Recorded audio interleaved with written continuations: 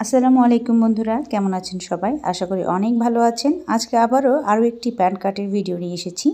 আজকে যে প্যান্টটা কাটিং করে দেখাবো একেবারে সিম্পল ওয়েতে, যারা একেবারে টাইট ফিটিং প্যান্ট পরতে পারেন না তাদের জন্য অ্যাকচুয়ালি আজকের এই ভিডিওটা। আর যারা সেলাই কাজে একেবারে নতুন, আশা করি আজকে আমার এই ভিডিওটা আপনাদের হেল্পফুল হবে।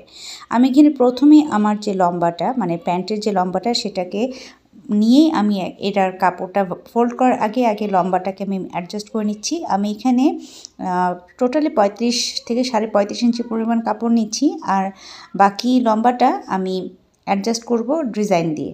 এখানে রাবার ঘরের জন্য আমি এখানে কাপড় নিচ্ছি হচ্ছে 2.25 ইঞ্চি পরিমাণ, আর এই 2 ইঞ্চি পরিমাণ দাগ দিয়ে আমি কিন্তু দুটো দাগকে মিলিয়ে নেব। আমি একসাথে রাবার ঘরের জন্য কাপড় এবং টোটাল লেন্থটাকে একেবারে মেপে নিচ্ছি।